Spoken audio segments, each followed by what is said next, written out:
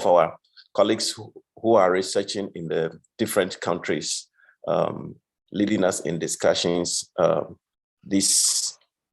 well, I don't know whether to say this afternoon or this evening or this morning, on the trajectories of social policy in Africa.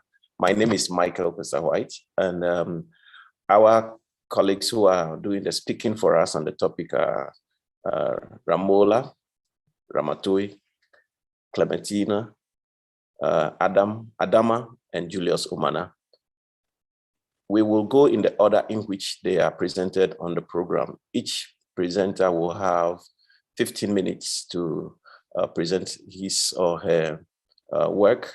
And after that, we will have some time to have a discussion or ask questions for clarification. In the meantime, as the discussion is ongoing, you are welcome to put your questions and comments or issues of clarification in the questions section or in the chat box, and we will make sure they are attended to if time allows. So without taking much time, we will go to Ramola to begin with us. Thank you.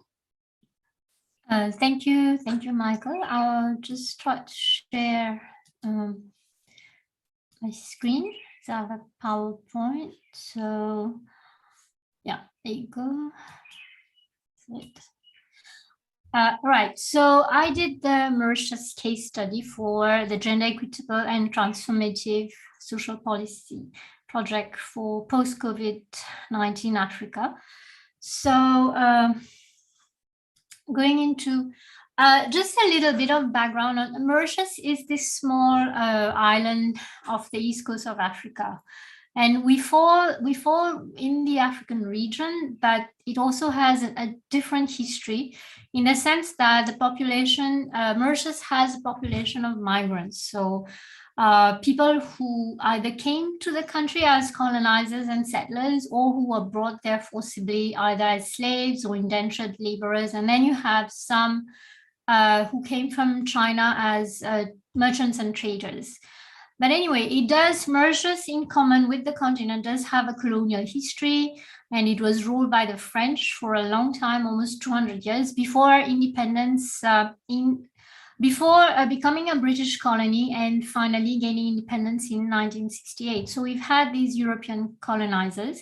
But another interesting aspect of Mauritius is that it has a plural society, which was highly divided just before independence, and it still is. Okay, there you had a big chunk, almost 50% of the population, that were opposed to the idea of independence. This had to do with population numbers and fear of, given the large number of Indo-Mauritians, mainly Hindus. So there was a fear of Mauritius turning into a little India.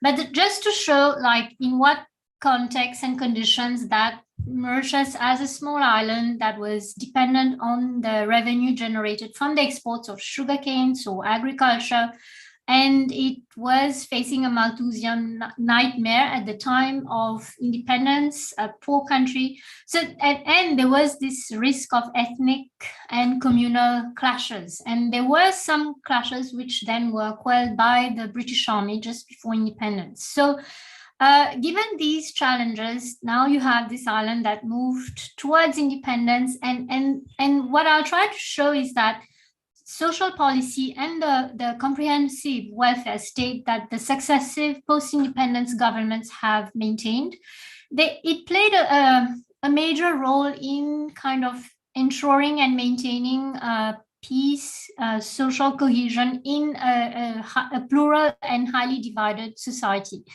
And just to say that Mauritius, being an island which doesn't have natural resources except for the beach, but no minerals or anything. So the successive post-independence governments they invested heavily in the social expenditure, so health, education, pensions. And they didn't, unlike a number of countries on the continent, Mauritius didn't maintain a standing army. It has a basic, there's the police force and a basic kind of mobile force, but not necessarily an army. So that money that was saved, that was not spent on military, then was invested in the social policy and in the welfare state. So we can safely say that for the Mauritian welfare state, which was modeled on the British system, social policy is one of the key components of the Mauritian development model, and I'll come back to that.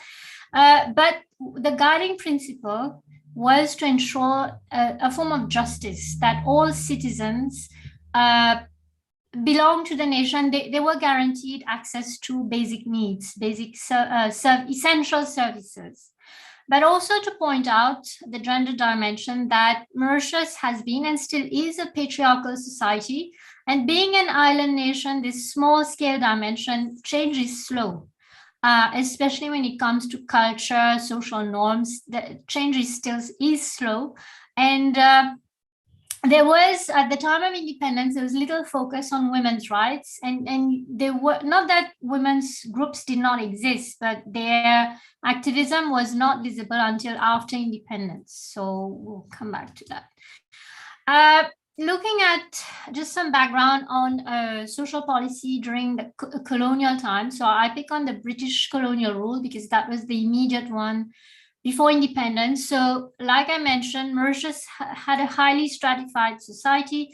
There were major inequalities. At the top, you had the white descendants of the French settlers, so they owned most of the land and resources in the country. And then you had the descendants of the Indian immigrants who came to work in the sugarcane fields after the abolition of slavery, and also the descendants of the former slaves. So the others were living in much more precarious conditions.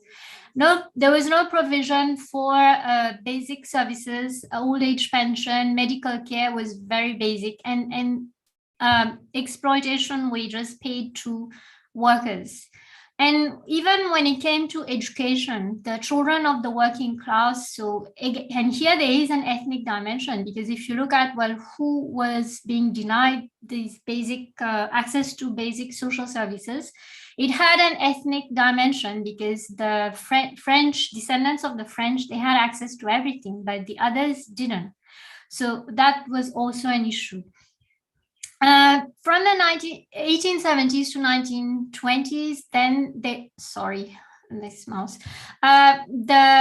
some of the descendants of the Indians, they started buying land, and then you had a bit of an embourgeoisement of some of the small Indo-Mauritian planters who then became landowners. And this was basically the start of political activism of the working classes, trade unions, etc. And this sort of led to the fight for some kind of social services for the downtrodden. And with the strikes and the action of trade unions, there was a change, and a budget then was allocated for social programs in the colonies and for the workers. So introduction of pensions for workers on the sugar estates, cooperatives, social assistance for the poor. So this is 1902. And also the colonial state increased expenditure on public health, just to mention that at that time there was malaria in the country. So there were issues. And then also high birth rates, many children didn't survive childhood. So the actual origins of the Mauritian welfare state, it dates back to the introduction of non-contributory old age pension in 1950. And following independence in 1968, the first Prime Minister, Sir Siusaga Ramgoolam, he was studied in Britain. He was influenced by these Fabian thinkers, the British Fabian thinkers, and he brought that kind of social democratic ideology to policy making and his governance under his leadership. So the government encouraged a partnership and compromise cooperation between the public and private sectors. So the private sector was dominated by the descendants of the French, the Franco-Mauritians. So there was a kind of this ideology of working together, and also he set up a modern welfare state. So from that time, then the state provisions included free and universal healthcare, but also education, free education. The government also tried to create employment because at the time of independence, there was massive unemployment. So the state set up a scheme called Travail pour tous. But here there was a gender bias because this scheme targeted mainly men. At that time, it was not assumed that women needed to work for a wage. So it was that was the thinking at that time. So mainly men were targeted, and women were considered as beneficiaries of welfare and social services. So they benefited especially from the health services. And even when it came to education, at that time, it was basic education. Women were taught to be good housewives, cooking and looking after the house, health, family planning, those kinds of issues. And fertility rate, with the provision of family planning services, fertility rate declined in the country. There was a rise in the age of marriage I think this was in the 1980s. And these changes then gave women more space and time then to take up employment outside. And with diversification of the economy, the government moved towards create export-oriented industrialization, creation of the export processing zone. And it was this export processing zone, or EPZ, that became a major employer of women. And you find that women who had very basic education and who would have otherwise not had the opportunity to work outside the home and earn an income, they found employment in these textile factories. This employment has its contradictions, but on the other hand, it did provide women with some form of financial autonomy, which they wouldn't have got otherwise. What is also noteworthy in Mauritius is that the country did experience structural adjustment policies and pressure to reduce social spending, but the government resisted this pressure, and this was more to do with the fear of the leaders of the time of becoming unpopular and losing their vote bank. So they resisted this, and to good use, because they didn't cut down on the welfare state spending on health, education. So the free health and free education was maintained, as well as universal social pensions. What we also find, if we look at the gender dimensions, given the patriarchal culture in society, prior to the provision of free education, you find that it was mainly, when education was fee-paying, it was mainly boys who were being sent. Girls, the investment in the education of girls was not seen as necessary, especially if it had a cost. But with free education, this opened the door to more girls getting access to schooling. But we also see that when it comes to technical and vocational training, there is a male bias, which is still there even today. And in 1988, even for tertiary education, the government abolished university fees for full-time students. So there's been a massive investment in education, in health for citizens. So what we find is that Mauritius has similar social protection as industrialized countries, in the sense that it has maintained its a comprehensive welfare state, and there has been the active presence of trade unions that's a typo, engage in centralized wage bargaining. So it's fairly well organized and comprehensive policies. And the state provides generous social security payments. So there's all the different pensions for the elderly, those who have contributory pensions who worked. So and also for the poor, there's price controls and subsidies on basic food, basic rice and flour. Cooking gas is also subsidized. Other services include free education at all levels now, and free transport for students. The students going to school and back, that's what's subsidized. And then for the disabled and the pensioners, public transport is free for them. And what we find is that the welfare state, if you look at it in retrospect, it's had a positive effect on the country as a whole. This investment in health, education, and and welfare has basically kept the country out of poverty and also had a multiplier effect in terms of human capital and development. But what we find is that obviously the model has worked, but now there's a need to readjust. Mauritius faces an aging population. So this pension bill is rising. And there's also growing, there are other challenges, like despite this massive spending on education, on health, etc., that you find in parallel, there are also these private services that are mushrooming, private schools, private health clinics. So there is something that's not working in the public sector that is pushing the middle class and the upper class to go to the private sector. So this kind of situation does call for reform. How can we better use that money to reform the system to make it more efficient? There's also a growing problem of housing insecurity where social housing projects, so this is housing projects for the poor. So progress has been relatively slow in the sense that you've got a growing number of people who cannot afford a house.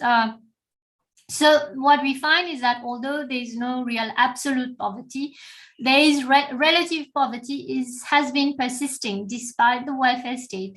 And there are certain groups in the population, like the working class Creoles, who are from the Creole community, who feel left out.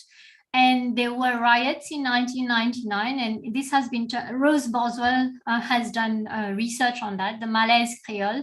So it shows that despite all the social expenditure, there is a problem. Something is not working. Some citizens are feeling alienated and left out. So, and also the cost of this welfare state is growing. The budget deficits are growing, and with COVID, it's even worse. So it calls into question, do we need a targeted approach, which also is not very popular among politicians. And if you look at now at the era of COVID, COVID-19 has reversed many of the gains that were made in poverty reduction. Also, when it comes to employment, there are people who lost their jobs, including women. Those who are in the informal sector, and they're not really Hello, Ramola, documented. could you please be winding up? All right. Okay, I just have one. So basically, the COVID has affected the economy to a great extent, but we also find that despite this, the government has maintained the welfare state. So during the lockdowns, they distributed the basic food to vulnerable groups, but also there was a rise in domestic violence, and with victims being mainly women. The government also assisted with payment of wages for those in the tourist sector, because borders were closed, there were no flights, hotels were closed. So government paid, I think it was 50% of the wages, so that these people still had an income. So just to conclude that the Mauritian case study, it's an interesting one because it shows the effects of the maintenance of a comprehensive welfare state and how it's had a transformative effect on both the society and the economy of a small country in the African region, and how it's led to political and social stability in the country by reducing the risk of ethnic and social conflict and helping with some kind of redistribution of wealth via the welfare state. But also it shows, it highlights some of the challenges that come up with having a comprehensive welfare state. And I'll leave it at that. Thank you very much. Thank you very much, Ramola. Thank you. We go to Clementina to listen to her presentation as well. Hi, Clementina.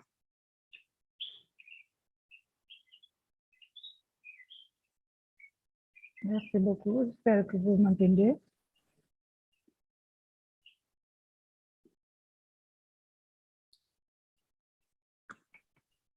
Vous m'entendez? Vous m'entendez? Hello. Yes. Yes, we can hear you. Okay. I'm trying to speak. Sorry.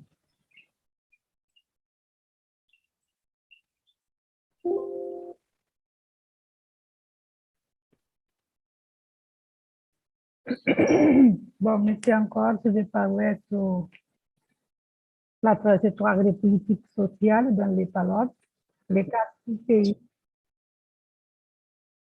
font partie du GETSPA, Cabo Verde, Guinée-Bissau, Mozambique et Angola, 4 pays qui étaient colonisés par le Portugal. Et il avait l'indépendance dans la même période. Quelques ressemblances comme le rôle des petits de l'éducation. Ils sont marqués avec une absence de politique sociale pendant la période de l'indépendance et avec quelques mesures que incentivaient la discrimination envers les femmes noires. Par exemple, on peut voir que les femmes ne pouvaient se marier qu'avec une documentation. Et on a ici un espace de ces documentations. Et donc, on va faire une réflexion sur les politiques sociales, sur l'égalité des genres, cherchant à apporter au débat les points communs dans ces 4 pays. Donc, Angola, c'est un pays qui avait la question des lois de discrimination des autochtones, surtout les femmes noires. Donc, d'accès à l'éducation. Avec l'indépendance, on a l'émergence de constitutions et des lois égalitaires avec les femmes de sociale. Là, on a les femmes dans les mouvements de libération. On continue avec l'inégalité sociale qui à l'intérieur des ajustements structurels, on a l'introduction des et une candidature avec le mouvement profane et émergence du ministère de la Famille, par exemple, et on a la situation de la guerre avec le leadership des ménages par les femmes et la féminisation de la pauvreté. Avec les ODD, on a la création institutionnelle et des mesures de genre, la politique nationale pour l'égalité des genres. Situation qu'avec la crise a provoqué des crises la coupe des budgétaires. Et par exemple, certains discours politiques à des endroits spécifiques pour obtenir des politiques. Cap-Vert, c'est un pays marqué avec la pauvre et sans ressources naturelles, avec les inégalités des femmes, problème avec le chômage, la situation des femmes qui est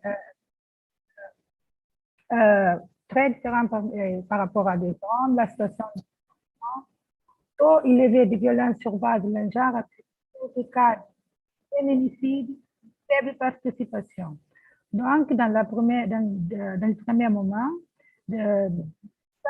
on a après l'indépendance, la lutte contre la natalité. Mais avec quelques problèmes en termes d'équilibre géographique, la situation des femmes avec difficulté d'accès, mais on a des choses très importantes avec les lois sur la santé sexuelle des femmes, mais aussi l'interruption volontaire de grossesse qui est permis ici au Cap-Vert. Après, on a des moments importants dans la promotion des droits des femmes à partir des années 1990 avec la création des conditions féminines, plusieurs plans de promotion des droits des femmes et plans de développement des femmes, création du rôle des hommes liés à la promotion des droits des femmes, mais aussi le renforcement de la promotion de l'éducation dans le territoire. et l'adhésion du Cap-Vert à plusieurs conventions de l'OIT. Avec la déclaration des ODM, on a plusieurs remarques sur Cap-Vert. L'ICF se transforme en Institut du Cap-Verdien pour l'égalité et l'égalité des droits. À l'Université du Cap-Vert, on a un centre. Il y a un rôle institutionnel qu'on s'appelle Prédicole, plusieurs plans de promotion de l'égalité et genre, la loi est sur base du genre, mais aussi avec le partenariat spécial avec l'Union européenne et le sujet polaire, c'est très important parce que le développement rural. Avec les ODD, jusqu'à l'ère COVID-19, on a plusieurs plans. Le plan de développement est adapté aux ODD, plan stratégique pour le développement durable. On a plusieurs points. On a un plan tout inclusif, c'est le plan national de soins, c'est un plan qui serait très important dans les périodes du confinement et maintenant.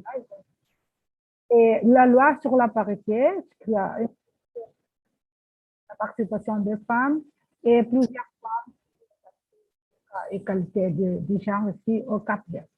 La Guinée-Bissau est marquée pour l'instabilité politique, le gouvernement qui est instable, l'économie, des investissements des secteurs sociaux et faible politique du genre. Donc, on a des problèmes avec à partir de l'indépendance, l'assassinat du président. Vous allez voir que seulement dans la 9e législature, on a 9 gouvernements, 80% des revenus sont l'éducation, la santé, la protection sociale représentent moins de 10% et l'adoption des engagements de développement parmi les la situation des femmes. Mais on a l'importance de la création de l'Institut pour Women and Children, la loi contre la violence domestique. Angola et Mozambique, c'est presque la même situation avec l'indigénat, les femmes continuent soumises à la discrimination. La Constitution prend en compte l'égalité des femmes, les législations qui encouragent la participation économique des femmes, l'introduction de l'agenda du genre, de l'introduction de la fiscalité pour les femmes et les femmes, et après la sécurité sociale qui contribue à l'exclusion de la plupart des femmes, concentration sur la réduction de la mortalité maternelle. La dernière phase, c'est la nouvelle constitution, le plan du renforcement, découverte des ressources et force extérieures. Les impacts pour l'Angola, vous pouvez voir la guerre,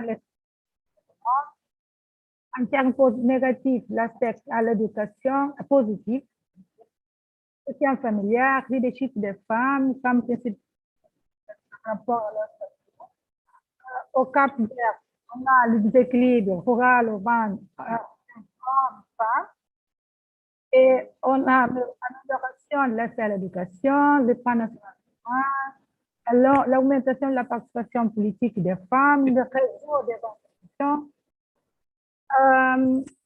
En Guinée-Bissau, on a le manque de politique sociale continue, un manque d'adaptation sociale. On a un terme positif pour l'existence d'une carte juridique et légale pour les politiques sociales, la solidarité sociale, la société civile qui est acceptée dans l'identité. En Mozambique, on a la colonisation en termes négatifs, les pratiques nationales, la guerre, le VIH-Sida aussi, et le faible gouvernance. En termes positifs, l'amélioration de l'accès à l'éducation, l'augmentation de la conscience des droits et aussi la différence positive entre les droits de travail. Ici, vous pouvez voir les statistiques pouvait montrer comment les politiques ont influencé dans certains dans les pays.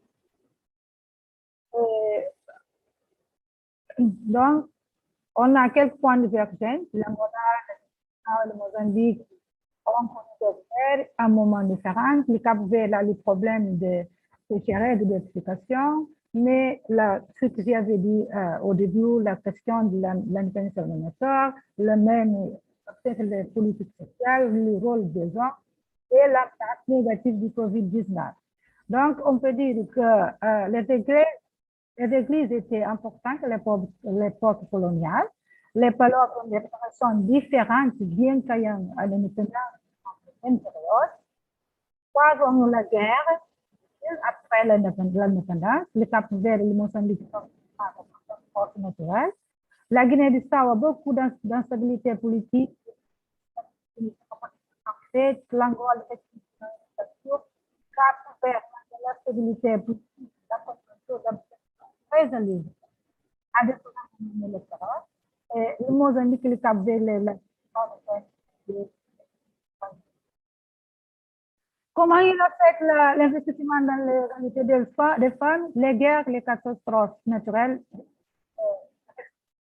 Les indicateurs économiques montrent que le Cap-Vert a réussi à améliorer considérablement la polarisation,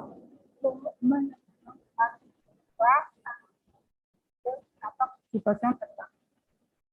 À des échelles et des régimes différents, les 4 pays sont en cours de mesures dans l'autonomie et l'égalité d'un genre depuis la période des indépendances, avec des impacts différents. Cependant, en termes de réduction des déséquilibres,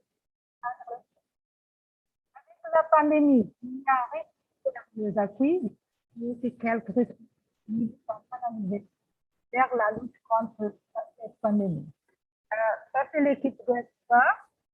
Moi, Madame Louise, et on vous remercie beaucoup. Je parle très rapide et je parle français. Merci beaucoup. Thank you very much, Clementina. You are within time. Your sound was not the best, but at least the salient points were quite clear. And so we are very grateful. We go to Adama Sadio, Senegal, to present 15 minutes. Thank you. Clementina, could you please stop sharing your screen?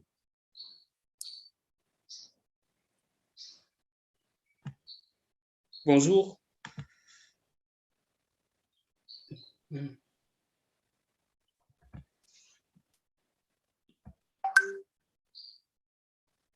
Excusez-moi, je sors la présentation.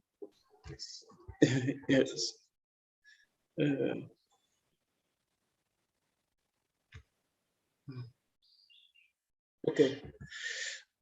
Ok, ça est là. Bonjour à toutes et à tous.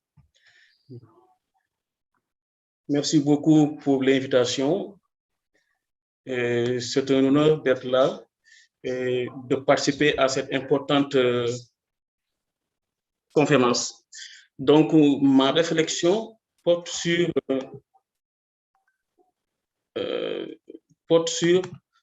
le... Excusez-moi, c'est parti. Okay. Yes, ma réflexion porte sur... c'est une réflexion comparée sur l'interconnexion de la civilogie, démocratie, développement et politique sociale en Afrique subsaharienne. Donc, en introduction, disons que la politique de protection sociale en Afrique subsaharienne est un legs colonial. À l'indépendance, les États africains ont hérité des systèmes de protection sociale qui étaient exclusivement destinés aux emplois du secteur public. Les premières décennies de la période post-indépendance ont vu se réaliser l'élargissement des systèmes de protection sociale aux emplois du secteur privé formel. En dépit des efforts d'élargissement des bénéficiaires des systèmes de protection sociale en Afrique subsaharienne, la petitesse de leur ciblage demeure une réalité. Cependant, selon l'OIT plutôt, la population africaine couverte par les systèmes de protection sociale est de 6% en moyenne, tandis que celle mondiale est de 25%. Les agriculteurs et les acteurs du secteur informel, qui représentent la majorité des populations actives des pays africains, sont en dehors des systèmes de protection sociale. Et la législation mondiale, notamment l'article 22 de la Déclaration universelle des droits de l'homme, ainsi que l'agenda international, en fait, rappelons que l'OIT, l'Organisation internationale du travail, en partenariat avec l'OMS, déroule durant les années 2000 l'initiative pour un socle de protection sociale. Donc, la législation mondiale amène les États d'Afrique au sud du Sahara à poser davantage d'actes, que ce soit la mise en place de politiques sociales, le vote de loi, la mise en place également d'organismes chargés de politique sociale. Donc, tout cela allant dans le sens de réaliser une inclusion plus large des ayants droit. Néanmoins, l'Afrique subsaharienne demeure la partie du monde où les dépenses consacrées à la protection sont les plus basses. Ce vent du continent africain a un lien direct avec la faiblesse des économies africaines et la qualité de la démocratie sur le continent. Alors, la non-linéarité des trajectoires démocratiques de plusieurs pays africains, la persistance des contentieux électoraux sur le continent et l'éruption des militaires dans le jeu politique ont un impact néfaste sur le développement économique des pays d'Afrique subsaharienne et leur système de protection sociale. À la lumière de ces considérations, notre réflexion tentera d'apporter une réponse à la question suivante. La consolidation des systèmes de protection sociale en Afrique subsaharienne est-elle naturellement liée au développement économique et à la qualité de la démocratie? Donc, nous allons parler de la première partie de notre réflexion qui porte sur l'interconnexion entre la démocratie, le développement et la protection sociale. Au début des années 90, aussi bien les puissances occidentales que les organisations internationales sont toutes convaincues de l'interaction mécanique entre le respect des droits de l'homme, la démocratie et le développement. La Banque mondiale, le FMI, le G7, la francophonie, le Commonwealth, la Conférence mondiale sur les droits de l'homme en Vienne ont tour à tour affirmé leur conviction que sans respect de la démocratie et des droits de l'homme, il n'y aura point de développement. Par exemple, aux États-Unis, déjà entre 1911 et 1920, 40 États ont adopté des lois de protection sociale en faveur des femmes seules. L'objectif est de permettre aux femmes bénéficiaires de disposer de moyens afin d'assurer la garde de leurs enfants pour éviter qu'elles soient placées en orphelinat. Voilà. Et en Afrique subsaharienne également, on peut citer aussi le cas de certains pays où il y a une nette connexion entre la démocratie, le développement et également la protection sociale. C'est le cas du Ghana. Le Ghana quand même est connu pour ses efforts démocratiques depuis les années 1990. Le Ghana aujourd'hui fait partie des pays africains ayant des systèmes de protection sociale les plus avancés. Depuis 2003, le Ghana dispose d'un système d'assurance maladie universelle pour tous les résidents. C'est également pareil pour l'Afrique du Sud, où la démocratie s'alimente de la circulation des élites au pouvoir depuis la fin de l'apartheid et le dynamisme de son économie au point de devenir aujourd'hui un pays émergent. L'Afrique du Sud aujourd'hui est le premier pays africain à allouer la part la plus importante de sa richesse à la protection sociale. Donc, par exemple, le double de 2000 à 2005. Et selon l'OIT, l'essentiel des retraités en Afrique du Sud bénéficient d'une pension à telle enseigne que l'Afrique du Sud est aujourd'hui en tête dans ce domaine en Afrique. Elle est également le seul pays du continent à allouer des indemnités de chômage à certains actifs. Donnons l'exemple du Botswana, qui est également un exemple hyper pertinent. Le Botswana est le pays d'Afrique subsaharienne anglophone et l'un des pays du continent africain avec le Sénégal à n'avoir jamais connu de coup d'État. Le Botswana, toujours cité un modèle démocratique sur le continent, gère de manière rigoureuse et vertueuse la vente diamantaire et assure aujourd'hui une bonne distribution de ses richesses issues de cette matière avec des systèmes de protection sociale développés. On ne peut ne pas également donner l'exemple du Sénégal. Le Sénégal, au même titre que le Botswana, est le seul pays aujourd'hui d'Afrique noire francophone à n'avoir jamais connu de coup d'État. Le Sénégal est aussi cité un modèle démocratique dans la sous-région, voire même en Afrique. Aujourd'hui, le Sénégal est le premier pays de la sous-région ouest africaine à consacrer plus de dépenses dans le secteur de la protection sociale, soit 2% du PIB, à savoir le double de la moyenne régionale. Concernant la politique d'assurance maladie, l'État du Sénégal a réalisé des efforts importants à l'intention des couches sociales de revenus modestes. La couverture maladie universelle destinée aux populations du monde rural et du secteur informel et la gratuité des soins destinés aux enfants de moins de 5 ans, la césarienne, les soins des personnes âgées de plus de 60 ans et la dialyse participent aujourd'hui à assurer une meilleure protection sociale des populations de revenus faibles. Enfin, nous avons également noté des modifications constitutionnelles déconsolidantes, c'est-à-dire des modifications constitutionnelles qui ne renforcent pas la démocratie. Donc, ces modifications sont constatées dans plusieurs pays africains concernant le mandat du chef d'État, dans le but de s'éterniser au pouvoir. Cette entorse à la démocratie fait le lit des instabilités politiques et de fortes tensions sociales. Cette situation n'encourage pas les investisseurs et continue un obstacle à l'essor économique du continent et à la mise en œuvre des systèmes de protection sociale. Après avoir parlé de cette connexion-là entre la démocratie, les droits de l'homme, le développement et la protection sociale, nous allons essayer de démontrer les limites quand même de cette connexion-là pour montrer qu'il y a quand même des États africains ou même d'ailleurs qui ont connu en fait des politiques de protection sociale avancées, mais quand même qui ne se singularisent pas par le respect qu'ils ont à l'égard de la démocratie et des droits de l'homme.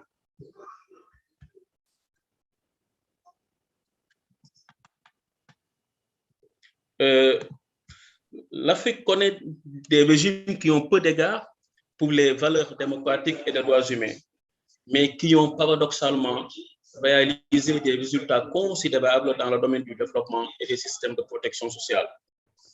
On peut donner l'exemple de la Côte d'Ivoire avec Houphouët-Boigny, qui a réalisé durant les 2 premières décennies de la période post-indépendance un taux de croissance économique de 7,8% de moyenne. Au cours de la décennie 70, Félix Houphouët-Boigny est parvenu à assurer la stabilité sociopolitique du pays. Il a réalisé tous ses succès remarquables dans un contexte où sa gestion du pouvoir était peu enviable du point de vue démocratique. Rappelons que le multipartisme est devenu une réalité en Côte d'Ivoire en 1990 avec la reconnaissance du SPiA, alors que dans la constitution de la Côte d'Ivoire, le multipartisme était toujours reconnu. Rappelons également que la Côte d'Ivoire, c'est en 1991 qu'elle a connu un pouvoir exécutif bicéphale, autrement dit avec la nomination de l'ancien Premier ministre Alassane Ouattara. Et selon aujourd'hui le rapport mondial 2014-2015 sur la compétitivité du World Economic Forum, le Rwanda est le 7e pays le mieux géré de la planète, compte tenu de l'efficacité et la transparence dans les dépenses publiques. En matière de protection sociale, le Rwanda fait partie des bons élèves en Afrique subsaharienne.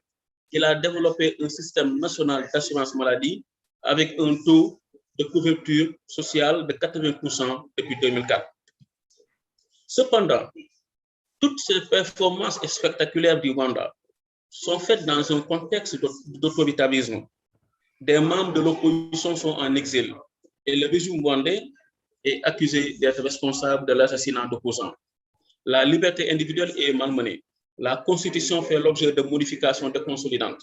Rappelons que si, par exemple, le principe de la limitation des mandats est un peu en vogue sur le continent, est une exigence de l'opinion publique africaine, mais récemment, nous avons constaté que le président Paul Kagame a modifié la constitution dans ce sens-là, ce qui lui permet d'être candidat à nouveau, mais aussi de pouvoir briguer un autre mandat. Et le cas aujourd'hui de la Chine, qui est aussi éloquent, le taux de croissance de l'empire du milieu est impressionnant depuis un quart de siècle. La croissance économique de la Chine a, de 1990 à 2010, toujours été de 2 chiffres. En Chine, entre 2005 et 2010, il est constaté un élargissement de la couverture pour l'assurance santé, passant de 24% à 94%.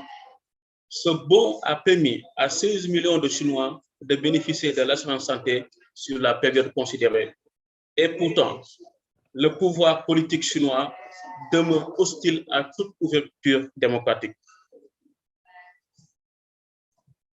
Alors, ce que nous pouvons retenir en conclusion, c'est l'instabilité politique et la rupture de la paix sociale découlent en général de la faiblesse de la qualité de la démocratie et fragilisent la santé de l'économie. La persistance de l'instabilité politique et institutionnelle, conjuguée au déficit de dynamisme de l'économie africaine, rend faible la couverture de protection sociale malgré les ambitions affichées des États d'aller vers une assurance sociale de plus en plus inclusive conformément à l'agenda international. Cependant, il importe de relativiser cette connexion entre protection sociale, démocratie et développement. Des pays d'Afrique subsaharienne, et d'ailleurs, comme la Chine, ou même des pays également d'Amérique latine, ou bien même de l'Asie, sont connus en fait avec des régimes peu démocratiques, voire autoritaires. Mais ces pays ont réussi quand même à réaliser des bons économiques importants avec des systèmes de protection sociale développés. En outre, l'ouverture démocratique sur le continent ne s'est pas partout accompagnée d'une pacification de l'espace public et de la paix sociale, condition sine qua non au développement et à de meilleurs systèmes de protection sociale. Je vous remercie de votre attention. Thank you. Thank you very much. Thank you, Adama, for that comprehensive presentation. We take the last one from Julius Omona from Makerere University, Uganda. 15 minutes. In the meantime, I encourage all those who have questions and issues or clarifications to put them in the chat box so that we can attend to them as soon as the last presentation is done. Thank you. Julius, over to you. Thank you, Chair. Thank you so much for giving me this opportunity to participate. I've not been able to access the conference links for the last 2 days. I don't know why, but I think they only scheduled me for this one. That's what I've discovered. But yeah, in terms of the policy trajectories, I'm just saying this is, of course, the GETSPA project we are on as a cluster 4 countries of Uganda, Kenya, Tanzania, and Rwanda. But now the focus here is on Uganda. And of course, for us, we cover the sectors of education, health, work, employment, and water and sanitation. But what I've been able to distill from these sectors throughout from the 1940s to now is that there is a gap in the policy trajectories to the extent that unpaid care work is eminent, and it has even become more serious with COVID-19. So it is cross-cutting in the 4 sectors, the 4 policy areas we have covered: the education, health, work, employment, and water and sanitation. So I just looked at the unpaid care work, which is cross-cutting. And of course, if you look at the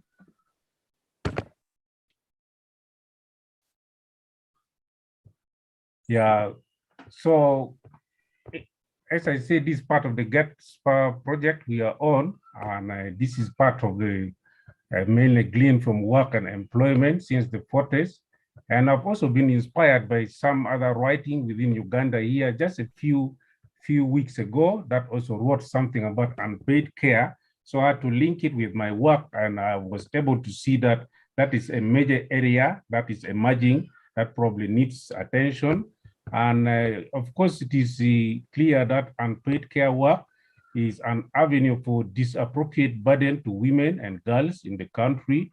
Many studies have been done before. For example, UNICEF 2016 says that about 40% girls do 40% more unpaid care work compared to boys. And of course, women spend 3.2 times than men doing unpaid care work per year. And that translates to about 201 days compared to 63 days. And that's quite a lot of work. And of course, the UN Women Care Calculator shows that on average, women spend about 10 years of their lives on unpaid work compared to 4 by men. And that's quite something. The roles and responsibilities have become more disappropriate during this COVID-19, as I said. And of course, we shall see how it affects different aspects of the lives of women. And yet many studies also have established that really care work is very important, and it is a social good that policymakers and indeed people should take consideration of that in their policy design. And its slide is not moving. I don't know why. So my slide is stuck. Care work and paid care work is a problem, and I don't know what we can do. Yeah, so of course there are a lot of other studies that have been done in Uganda here, the framing of unpaid work, their strengths and also weak sides of uncared work. Many people say it is incredibly valuable and highly needed in society. We know them, we experience them in our communities. At the same time, also others say it is exploitative and backbreaking. We shall see they require quite a lot of manual labor in many cases, which are not recognized and not paid for. Of course, it also means that engaging in the same means women cannot take up opportunities that are available and leads to violation of their human rights. And this is something which we need to think about. And those who require care are not receiving the care, yet they have the right to the care. You see, those who need it don't receive, and those who have the right to care are also not being given what is due for them. And public service could be improved if they support women's unpaid care work. The entire public service could be improved, and therefore the welfare of women could also be improved if unpaid care work could be attended to. And women do not have the opportunity to participate in community meetings and are excluded from decision making. Because of just mere participation in care, it gives that undue leeway to men to participate in community meetings, even when they're deciding on matters to do with women. And also care work contributes to the local and national economy. That's what should be appreciated. It contributes, it may not appear anywhere in calculation of the GDP or whatever it is, but it is very important. It contributes to the local and national economy. And it is a collective responsibility. As I said, it's very important, and it is a social good. And women need to realize the workloads that they have and their contribution. Also, the women themselves, they should know and play a part in making sure that this work they do is recognized. And as I said, this part of the greater study that we have been doing is cross-sectional design, exploratory, is mainly qualitative. We did desk review and of course interviewed key informants. And of course, it was anchored on the theories, 2 clear theories, ideational perspective theory and cultural framing, and of course, the theory of social justice. We shall see later. The limitation of this work is that I didn't have time really to involve a lot of unpaid care workers, but this is an opening that is good for future research. because we need to delve deep there to find out from their perspective what they say about it. And more study, really, more detailed study need to be done to find out really the extent of unpaid care work, and probably using a mixed method, I think, would bring a better perspective. And what are some of the findings? In terms of the care work, there are different perspectives, of course. In 2012, there is a study that ranked Uganda number 73 out of 86 in terms of social institutions and gender index. Then in the same 2012, Uganda also was ranked 85 or 185 of the Social Watch Gender Equity Index. All this because when you factor in this issue of unpaid care and all that, puts women unfavorably compared to men. And of course, when you talk about unpaid care work, you're talking about taking care of the sick, taking care of the children, fetching water, fetching firewood and the grass, cooking, washing, smearing the huts, harvest, weeding. And of course, these differ from context to context. Many parts of Uganda, which are still so traditional and rural, most of this predominates, and you find it is the women who are the backbone of this kind of activities. And you can see all these kind of things, fetching water, where are the boys, where are the men? And yet men use the same water for washing, bathing, for this and that, but it is the women who do it. Look at care for children. This boy, a young girl carrying a child. Why should it only be the girls? The boys can equally do the same work. So that's a problem. Look at fetching firewood. It's a common scene in this country. You look at by the roadside, women are the one walking for kilometers and kilometers to go and fetch firewood, and it is unpaid for. And that contribution is not recognized anywhere when you are computing national development. And that is, I think, a shame to the systems. And you see this young girl is washing. After washing, she's going to clean the house. After cleaning the house, she's going to start cleaning it, cooking. After cooking, she's going to start washing utensils when the boys are nowhere to be seen. And in the end, you're going to talk about employment opportunities, you're going to talk about education opportunities, and you will see the difference between a boy child and a girl child. See what is happening. Here, they are weeding on the left, weeding in the garden. And this is a common scene in this country here. Women, they're weeding from morning to evening. Much of that time not accounted for. Nobody appreciates that. It is happening, whether it is weeding onions, whether it is weeding rice, whether it is weeding millet, whether it is weeding, they are there, they are always locked up in unpaid care work. Look at this kind of group grinding of either millets or sorghum or whatever it is. They spend much of their time doing this, and it is not factored either in the labor policy, whether it is in the whatever policy there is. It doesn't feature, it doesn't surface, and that is my concern. But why this disproportionate allocation of unpaid care work to women girls? What are the causes? One of basically the social norms that we have in our society, the culture. The culture in society that make men feel that it is maternal instinct by women, that innate ability to do care work, that they are born to do this type of work. And therefore, they are biologically fit to do domestic care work, cooking or fetching of water and all that. That is the patriarchal society we are talking about. Male-dominated society that thinks certain jobs should be relegated entirely to the women. And to make it even worse, the women themselves have believed that. They believe that there are certain work that is meant for them.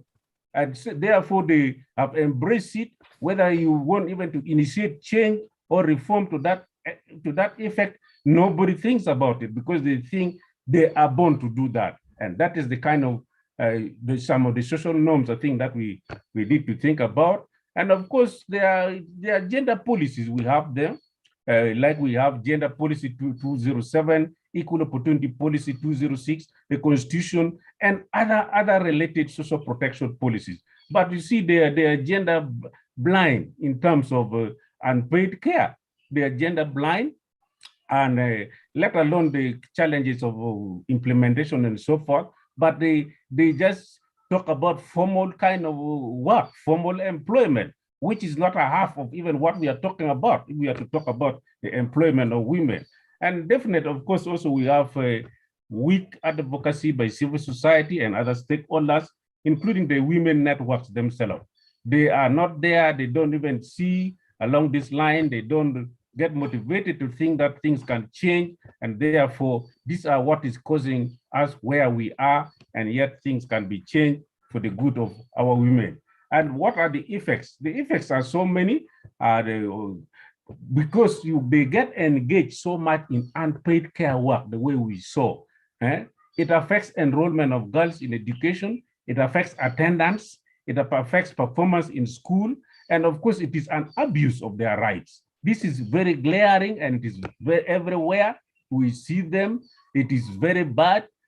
In terms of indicators, in the long run, you find women are unfairly treated, and they fare very badly on many of these indicators, including on health, education, employment, and water and sanitation. And of course, the unpaid care work is a big disservice to them. There is no way they are going to look for decent and safe wage employment, because you are always engaged on something else. You are not going to look for access to good health. And so these are the issues that we should be thinking about. Of course, the opportunity cost is so great. You miss whatever you could have got by engaging in uncare work. And of course, uncare work also, as we mentioned before, does not give the women the room to participate in local political engagements, even at the lowest level, at the grassroots level. And therefore, even decisions that are made at that level, it is made to the extent that it favors only the men and not the women. So you find the gap starts right from the grassroots level up to the highest level, and this is a point of concern. So you can see, like for this example of access to education by gender in Uganda by 2019, you can see this when you look at the women and men vis-a-vis no education, primary education, secondary education, more than secondary. You can see the gap. And we are saying that unpaid care work also attributes to this. It is not the only cause of these gaps, but it is a contribution. We can see the fair share of the balance between men and women only in primary education because of the recent UPE, Universal Primary Education Policy, that has been implemented in Uganda since 1997. That's where it talks so much about these intrinsic values of policies, the equity, access, and all that. That's why you see that balance. Otherwise, most of these like retention, like performance, if we are to break them down, you see that they don't favor the girls because much of the time they spend in doing some other things. So what are these strategies now for gender equity post-COVID-19? What should be done? What should we be thinking about? If we are policymakers, if we are implementers, if we are thinking of at least making our policy be consistent with the demands of a global agenda like sustainable development. Julius, you have 1 minute. You have 1 minute left, please. Okay, so we should be talking about the transforming of these unequal gender norms, what we talked about. We should transform them by sensitizing, socializing, making positive gender socialization in society so that people are aware, the communities, they are aware that both men and women, really, both girls and boys can equally do these things which we are doing. And also, like civil society organizations should focus on advocacy for care-related public services, infrastructure, putting in infrastructure that limits the time for women, saves time. Like when you put maybe grinding mill in the communities so that women don't waste time in grinding physically, but they use a machine. You put install water facilities in the communities so that they don't waste a lot of time. Rural electrification so that women don't go about to look for what we call firewoods. 2, facilitating access to paid work through social protection scheme. This is a very important area. Social protection scheme. Why don't we pay those areas which are now not catered for? Should be factored in our social protection scheme. When a child is supporting somebody at home or a woman supporting, why is that not factored in the social protection schemes that we have today? So a lot of capacity building should be also done for the actors so that they are conscious. They are conscious about the plight of girls and of women. Regular updating of data and knowledge on girls and women is very important to inform programming in all these sectors on agriculture, health, education, and so forth. And of course, being very sensitive to the girls and women by socio-demographic variables, because all these women, as I said, they come from different parts of the country. So their needs vary. Hello, so hello Julius, could you please wind up? Yeah, so some targeted protection is very important. So that is really, in conclusion, I'm saying we should be thinking about revisiting this area of unpaid labor work, unpaid care work. And if anything, if we are making policies, policies should be made on the principle of social justice, which talks about liberty, equity, access, participation, and human rights. When we look into that direction and we work together as a team, the institutions of policy making, the state, the market, and the social institution, that is definitely where we come together and we can make a forward leap as a humankind without leaving anybody behind. Thank you so much. Thank you very much, Julius. Thank you, Romala. Thank you, Adama. Thank you very much, Clementina, for very, very insightful presentation that gave us a broad stroke overview of the different aspects and dimensions of issues happening with social policy in the different countries. Very, very useful presentations. Now it's time for us to have questions or have clarifications or have issues that the presenters may have raised that needs a bit more explanation. And so if you have any question, you are welcome to raise your hand using the icons at the bottom of the screen, and then you will be identified and then you can raise your question. In the meantime, there are a few questions in the Q&A section, some of which have been responded to. I don't know if this is available to everybody, but let's go on and pick questions and then perhaps come back to those. Yeah, anybody? Anybody ready?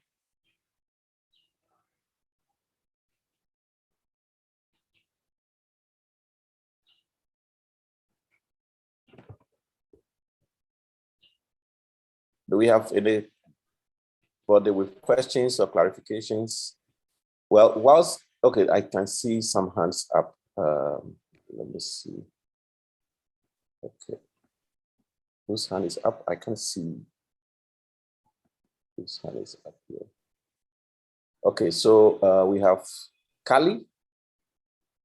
Her hand is up, and then we also have Oko. So let's go for Kali first, and then we come to Oko. Khalil.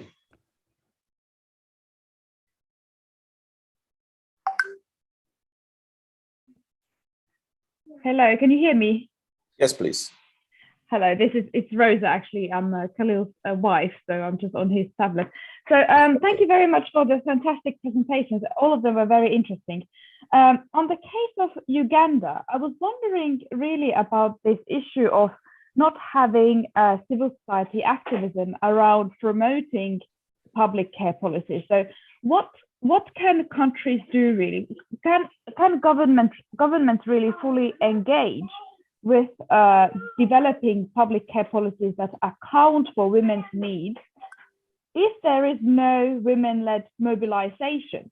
So we know from countries such as Sweden and Finland, where I'm from personally, that women's movements have been crucial in having a new thinking around public care policies and how these can be utilized to not only free women to access the labor market and free them from the unpaid care work, but also to provide them with employment in the care sector. So I'm just wondering, what are the chances for really creating this women-led movement so that women are really kind of leading the transformation in the political and social system? Thank you. Thank you very much, Khalid. I'm sure that question goes to Julius. Julius, please note it down. We'll come to you so you can respond to that. Oko, your hand is up.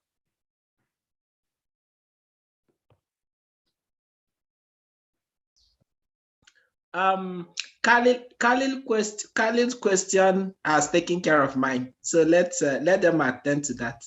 Okay, all right. Yeah. Is there any other question before we go to response to that question? Ramola, just a quick question for you from me, a small one actually, which is that has there been any structural reforms in the social welfare system or the social policy architecture of Mauritius since it was established, and what has been the direction of the reforms? Were these reforms, if there are, expanding the scope in terms of coverage, in terms of benefit adequacy for recipients or for citizens, or are they constraining the scope?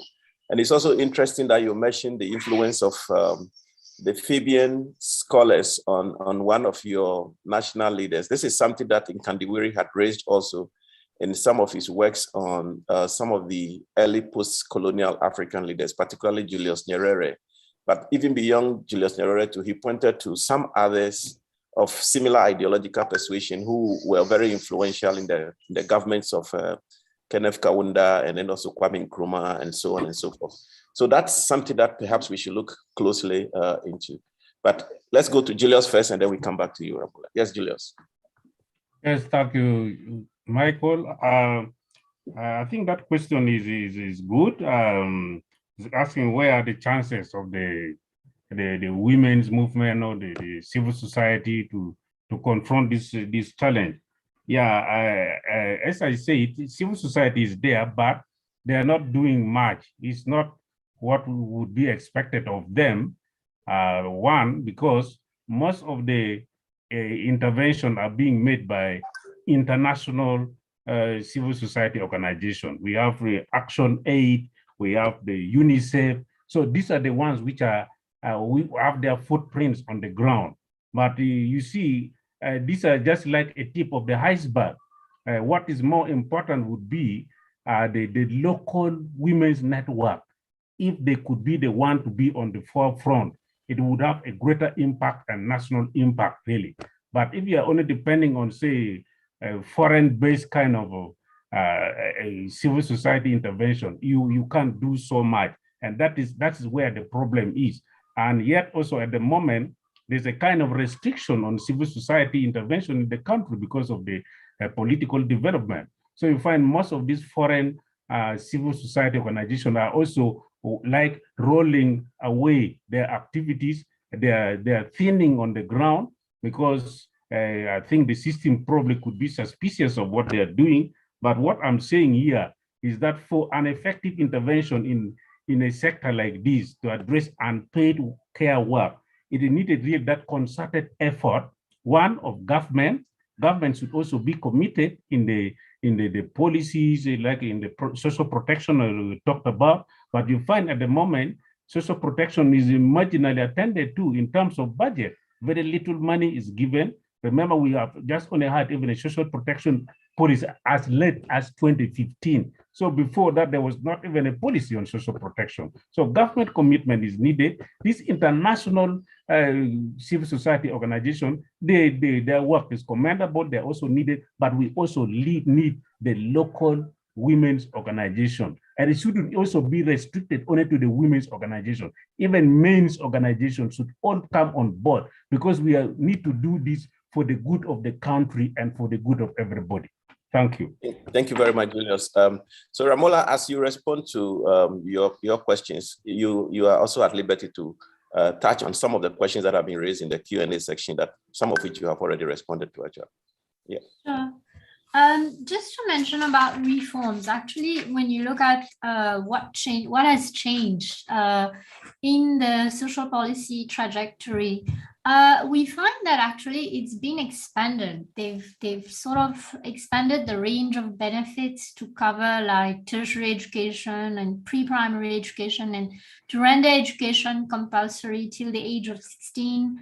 They've introduced a minimum wage, so I couldn't go into all the details. So it's let's say it's become wider, but of course it's costing the economy a lot, and with the aging population, the pension bill is rising, and the IMF and World Bank have been pushing government to adopt a more targeted approach, especially with universal pensions, like to have it more means tested. But this is there's the political side to it, and also given the highly stratified society, and the fact that politicians depend on vote banks, and they've divided it communally. So looking at who are these elderly, they come from specific communities, and then they lose so many votes. So that's how they haven't, taken these unpopular decisions. So what we find, actually, they've expanded. They're spending more on the welfare state without actually cutting down. And another proposal for targeting was for like the health sector, because people are spending a lot in private clinics. So there was a proposal to introduce some kind of payment in the public hospitals, like if somebody wants a better room, then get them to pay. But again, there's this whole ideology of the universal coverage and the welfare state. It's sort of become like a cultural thing that politicians are basically afraid to touch. And I don't know, they haven't done it yet, and let's see till when the budget kind of lasts. But just to touch upon, this came up in the questions, but also which probably is relevant, is the fact that there is this wider coverage and more measures that have been introduced, but I would argue that these are largely gender blind, in the sense, I mean, the colleagues other presenters were talking about the gender dimension and the time use. What we find is that with the free education and increased opportunities for everybody, women have benefited, yes, but little has been done to free their time from domestic duties. And like I mentioned earlier, culture is slow to change, and we are trying with education, but women still bear the brunt of an unequal share of domestic responsibilities. And you see the marginalization or underrepresentation of women in parliament, in leadership positions. So that is something, an area on which not enough has been done. There is a gender bias. And also when it comes to family-friendly policies, let's say parental leave, it's still more or less maternity leave. So we are kind of talking about introducing more comprehensive parental leave, which would enable parenting and domestic duties to be viewed from a more gender neutral angle and not just as women's work. So thank you very much, Amola. I wish we could take the last hand that is up, but I'm sorry, we really need to move on to the next section. We are already, we've already maxed up the time, but this has been a very, very refreshing and very educative presentation, and your responses to the questions have also been very enlightening. Thank you so much. And for all the other participants, please follow GETSPA, the Gender Equity Transformative Social Protection for Post-COVID Africa. Follow us on Twitter, follow us on Facebook, and follow us and participate in our programs as well. We are very grateful to Jimmy and the organizing committee for allowing us to have this roundtable by piggybacking on your program. Thank you so much, and we look forward to more collaborative opportunities going forward. Let's all get back to the next and last section of the conference. Thank you.